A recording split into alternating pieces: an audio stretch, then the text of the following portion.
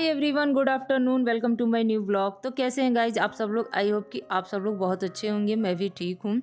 तो मौसम आज बहुत अच्छा हो रखा है। सुबह से ही धूप निकला हुआ था, तो सुबह का काम वगैरह निपटाने के बाद नहा धो के अपना आ गई हूँ। यहाँ पे बैठ के मैं अपने हाथ पैर का नाखून काट रही थी, और नाखून काटने के बाद पैरों में महावर लगाऊंगी और हाथ में नेल पेंट लगाऊंगी। तो ऐसे कामों को तो बहुत कम ही मैं करती हूँ, लेकिन महीने में 1 से 2 बार ज़रूर कर लेती हूँ, क्योंकि जब भी हाथ पैर के नाखून बड़े होते हैं ना, तो मुझे बहुत गंदे दिखते हैं। और बनाने के बाद हमारे यहाँ का ये रिवाज है कि जब भी हाथ पैर का नाखून शादीशुदा औरतें बनाएं तो पैरों में महावर ज़रूर लगा लें, ऐसे नहीं छोड़ा जाता है। और हाथ में नेल पेंट वगैरह ज़रूर लगा लें। तो बस वही काम मैं भी यहाँ पे कर रही हूँ। और उसके बाद आ गई हूँ जल्दी से छत पे कपड़े उतारने के लिए। तो धीरे धीरे शाम हो ही गया है, और बीच में अपना टाइम निकाल के वीडियो का एडिटिंग वगैरह जो करना था वो भी मैं कर ली हूँ।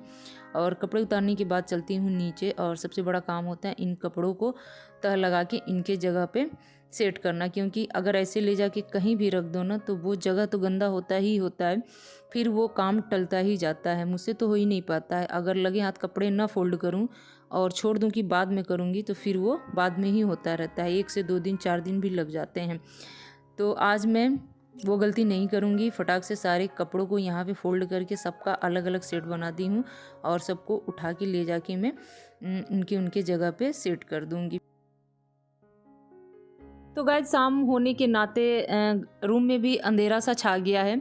और मैं बता दूं कि अभी तक हमारे यहाँ का इन्वर्टर सेट नहीं हुआ है। इन्वर्टर में कुछ प्रॉब्लम आ गई है। तो क्या मतलब बीच में कभी भी लाइट कट जा रही है, तो इस तरह से कैंडल जला के शाम के टाइम पे या रात के टाइम पे काम करने पड़ते हैं। और इंतज़ार भी नहीं किया जा सकता। अगर आप किचन में काम कर रहे हैं और लाइट चली जाए अचानक से, तो क्या करे भाई। तो कैंडल जला के ही मुझे इस तरह से काम करना रहता है। तो बस जल्दी से मैं आई हूँ, यहाँ पे दूध गर्म कर रही हूँ। बच्चों को जो शाम के टाइम पे दूध देती हूँ, दोनों लोगों को दे दूँगी, और अपने लिए बनाऊँगी चाय। और इतने में ही थोड़ी देर बाद लाइट आ भी गई थी। तो इस तरह से देख के आप लोगों को कैसा लग रहा है? मुझे तो अपने बचपन की गाँव की यादें ताज़ा हो गई थी। तो मैं बता दूं कि लाइट बहुत देर के लिए हमारे यहाँ नहीं कटती है, 10 से 15 मिनट के लिए, इससे ज़्यादा नहीं। लेकिन उतने देर ही अगर बीच बीच में चली जाए तो बड़ा दिक्कत उठानी पड़ती है मुझे। और अभी भी देखिए लाइट आ गई है। मैं आटा लगा ही रही थी, तब तक लाइट आ गई है। और बीच में जाके टाइम निकाल के अपना शाम वाला जो दिया बाती का काम होता है वो भी मैं कर ली हूँ। और आटा लगाने के बाद आज मैं आटे को बिल्कुल ही रेस्ट पे नहीं छोड़ी हूँ। सबसे पहले रोटियाँ सेक ले रही हूँ, और एक तरफ चढ़ाई थी मैं अरहर की दाल, जो कि मेरी पक चुकी है, तो उसे भी उतार दी हूँ। और आज मैं डिनर में बनाने वाली हूँ चावल दाल, आलू की भुजिया और गर्मा गर्म रोटी। तो आज दाल को फ्राई करना है। वैसे हमारे यहाँ ज़्यादातर सादा दाल ही खाते हैं, मतलब हल्का सा जीरा से छौंक लगा लेते हैं। बट आज ये फ़ोन करके कहे हैं कि दाल में टमाटर प्याज वगैरह डाल के थोड़ा सा स्पाइसी तरीके से उसको फ्राई करो। तो बस मैं उसी की तैयारी कर रही हूँ। तो 3 से 4 हरी मिर्च ली हूँ, एक बड़े साइज़ की प्याज ली हूँ, और एक बड़े साइज़ की टमाटर ली हूँ। तो सबको धुल के और अच्छे से साफ़ करके और यहाँ पे सबको कट कर ले रही हूँ। और फिर कढ़ाई गरम करके उसमें तेल डालूँगी, फिर जीरा डालूँगी, थोड़ा सा हींग डालती हूँ, क्योंकि हींग का जो टेस्ट होता है ना, वो दाल में बहुत अच्छा आता है। उसके बाद प्याज टमाटर वगैरह डाल के अच्छे से फ्राई करूँगी, और एकदम से गोल्डन ब्राउन होने तक धीमी धीमी आंच पे उसे फ्राई करती हूँ, क्योंकि जितना ही अच्छे से प्याज और टमाटर फ्राई होगा, दाल का टेस्ट उतना ही अच्छा आएगा। उसके बाद पूरे दाल को उसमें पलट देती हूँ, और फिर से धीमी आंच पे कढ़ाई में ही 2 से 3 मिनट के लिए पकाती हूँ।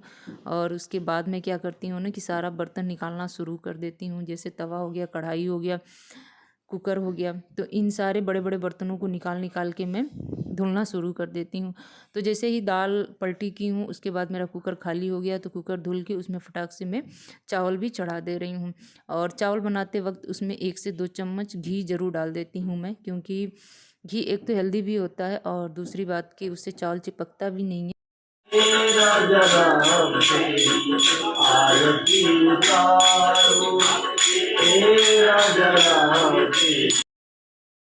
तो गाइज आप लोगों ने देखा पति देव जी की मस्ती, ये पूरा अपना राम भक्ति में डूबे हुए थे। राम जी का भजन वगैरह, आरती वगैरह इस तरह से 1 आध घंटे तक ये करते रहते हैं। इनको बड़ा अच्छा लगता है, हम लोग देख देख के बस थोड़ा बहुत इंजॉय करते हैं इनके साथ। और अब मैं मिल रही हूँ आप लोगों से नेक्स्ट मॉर्निंग। मॉर्निंग हो चुकी है और मॉर्निंग का सारा मतलब जो भी नाश्ता पानी का काम था वो निपटाने के बाद यहाँ पे मैं तैयारी कर रही हूँ कढ़ी बनाने की। तो कढ़ी का जो पकौड़ा होता है ना, बस उसी की तैयारी में मैं लगी हूँ और पकौड़ा कुछ अलग ढंग से बना रही हूँ। वैसे तो ज़्यादातर मैं सिंपल बेसन की जो छोटी छोटी बरियाँ होती है वो बना देती हूँ, बट आज मेरे पास किचन में हरा प्याज जो होता है वो पड़ा हुआ था और काफ़ी दिनों से सूख रहा था। तो जितना भी उसकी डंडी हरी हरी थी वो सब छांट के जल्दी से बारीक काट ली हूँ और इसमें बेसन डाली हूँ, हरी मिर्च डाली हूँ, नमक हल्दी वगैरह डाल के इसको आपस में मिला ली हूँ। और उसके बाद तेल गर्म होने के बाद छोटा छोटा सा बरी टाइप का मैं बना के डाल दूँगी।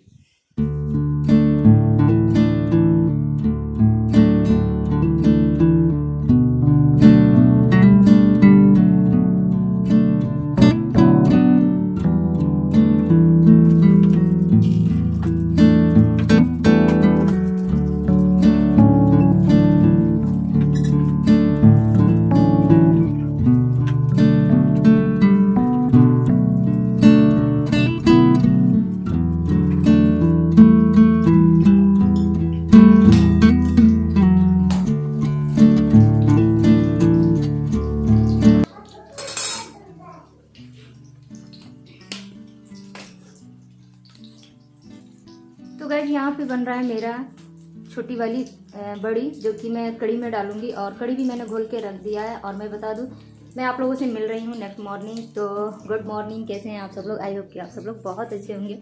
और चलिए मैं आप लोगों को बाहर लेके चलती हूँ। दीर यहाँ पे अपना होमवर्क कंप्लीट कर रहा है और पीहू साथ में उसका हेल्प करा रही है, क्योंकि इन लोगों 100 तक, ठीक है, ओके। और ठीक है, बैकवर्ड काउंटिंग भी लिखना है इनको। तो बच्चे इसलिए पढ़ रहे हैं कि पढ़ने के बाद ये लोग खेलने जाएंगे, इसलिए इतना मन लगा के पढ़ रहे हैं। और पीहू ने क्या किया, एक सारा सामान यहाँ पे धीरे धीरे करके इकट्ठा कर दिया। सॉरी, यहाँ पे सारे शूज वगैरह हैं मेरे हस्बैंड के, भाई के और मेरे बच्चों के, क्योंकि अब पैकिंग भी धीरे धीरे मुझे करनी ही करनी है। और चलिए, सबसे बड़ी खुशी की बात मैं आज आप लोगों को बता दूँ कि आप लोग देख रहे हैं ना, इतनी तेज़ धूप खिली है ना। और वो भी बता दूँ, सुबह के 8 बजते बजते। सो मन एकदम से खुश हो गया मेरा। और घर का भी लगभग 50% काम हो ही चुका है, बस मुझे लगाना है पोछा। लेकिन उससे पहले अपने सारे सामान को मैं पैक करूँगी, जो भी ऊपर दिखाई दे रहा है मुझे। थोड़ा थोड़ा करके मैं पैकिंग करना शुरू कर दूँगी, नहीं तो फिर बाद में वो होता है ना कि लास्ट तक कुछ ना कुछ छूट ही जाता है। और मेरा तो कुछ छूट ही जाता है, ये तो श्योर है। लेकिन चलिए, सबसे पहले मैं बड़ी बना दूँ और कढ़ी बना के उसमें डाल दूँ, फिर मिलती हूँ आप लोगों से।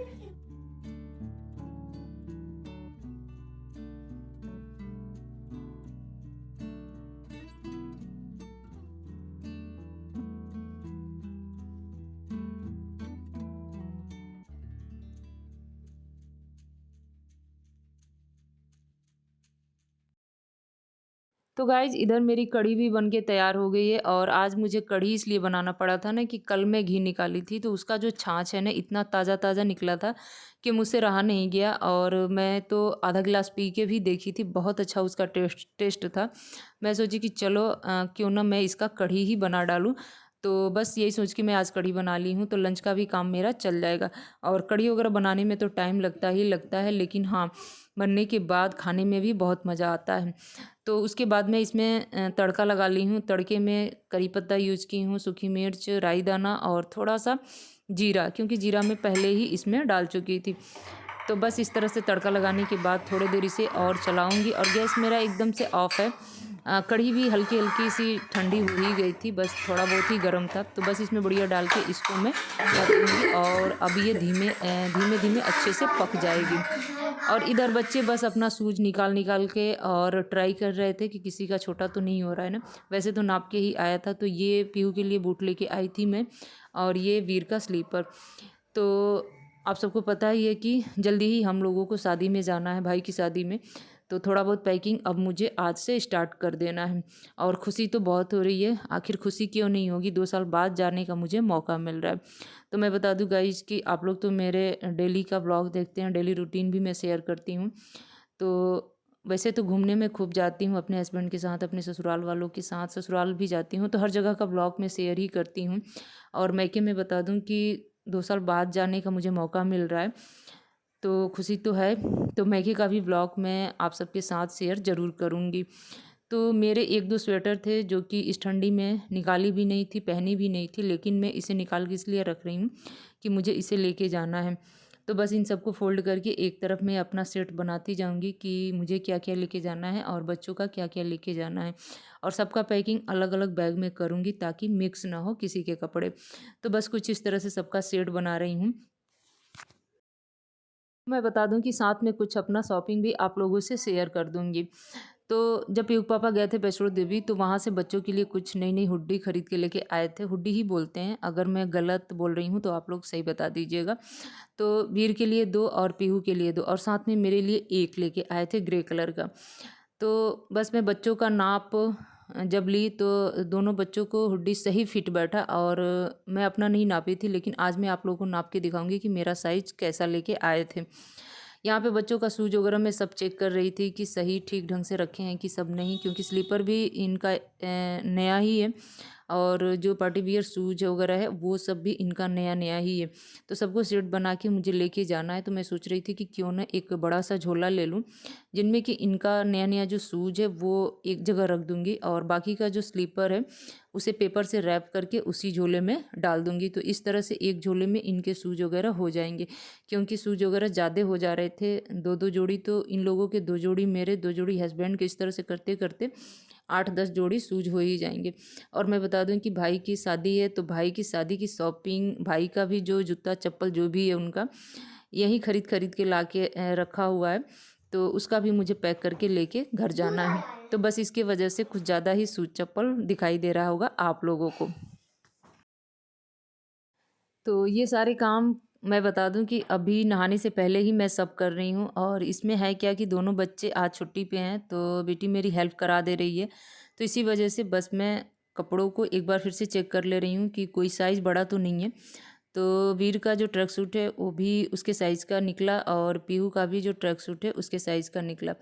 लेकिन इसी बीच एक गलती ऐसी हो गई कि पीहू का एक जैकेट था जो कि पिछली ठंडी में भी नहीं निकला और इस ठंडी में भी नहीं निकला, और वो छोटा हो गया। ये देख के मेरा मन थोड़ी देर के लिए बहुत दुखी हो गया था, लेकिन मैं कर ही क्या सकती हूँ। तो चलिए, बस कुछ सामान तो मेरा पैक हो ही चुका है, और कुछ मैं शाम को पैक करूँगी इत्मीनान से बैठ के।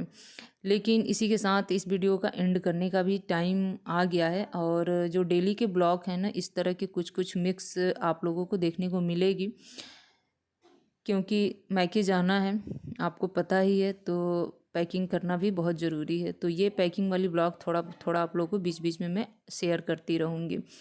और शादी की वीडियो देखने के लिए कौन कौन से लोग एक्साइटेड हैं कमेंट करके ज़रूर बताइएगा, क्योंकि गांव की जो शादियां होती हैं ना, सच में बहुत अच्छी लगती हैं हमको। तो शहर के अपेक्षा गांव की शादियां ही ज़्यादा अच्छी लगती हैं, क्योंकि सब कुछ नेचुरल तरीके से वहाँ पे होता है।